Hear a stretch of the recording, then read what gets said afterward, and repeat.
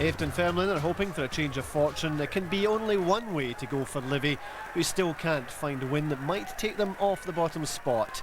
Paul Lambert will keep faith with the players he has, and he knows by now that in Roddy McKenzie he has more than a decent last line. The keeper and his defence shutting up shop to keep United at bay.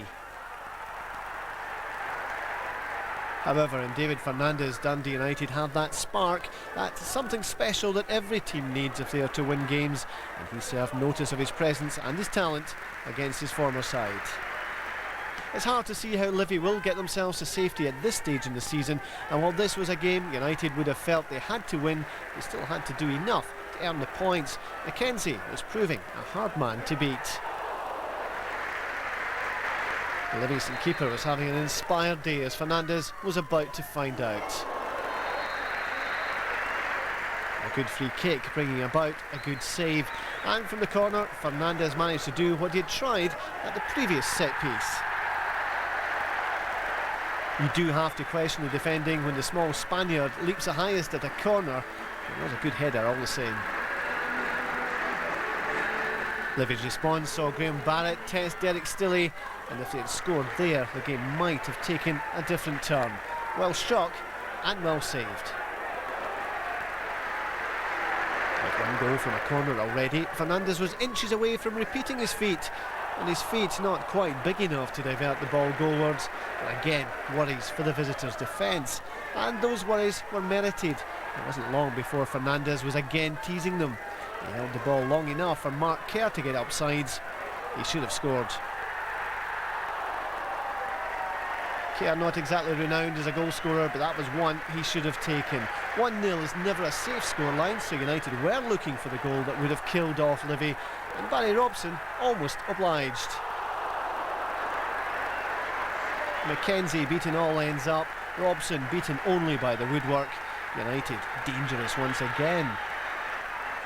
The luck didn't last, it couldn't last. Livy were undone by a second goal. Fernandez with a penalty claim that went unheeded as Peter Canero scored his first goal since his return to the Scottish game. All over for Livy after another disappointing day for Paul Lambert. More signs of recovery for United.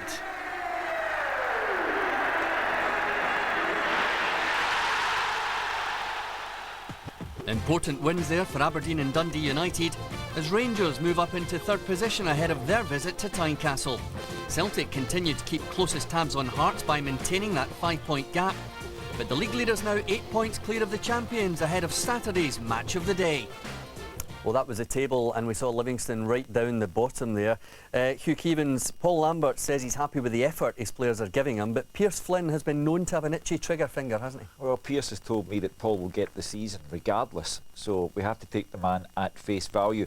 The Premier League has an isolation ward now. Livingston, Falkirk, Dunfermline. The relegation candidates in there somewhere. The suspicion is it's Livingston. Andy, that's the way it's looking. Yeah, it does. Even this early. Yeah, the three of them just cut adrift at the moment. And when you look at Falkirk, they do tend to have more of a goal-scoring threat when they play with their best players.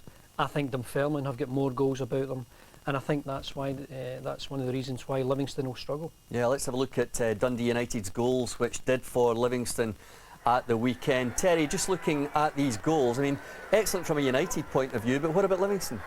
Yeah, the marking there is pretty poor. He gets a free header 6 yards out. It's a great delivery into the box, you have to say, and Mark Wilson does well here. The ball inside is not the best of ball. I think Greg Strong gets a touch, defending all over the place. Might have been a penalty, but Canero pops up with the finish.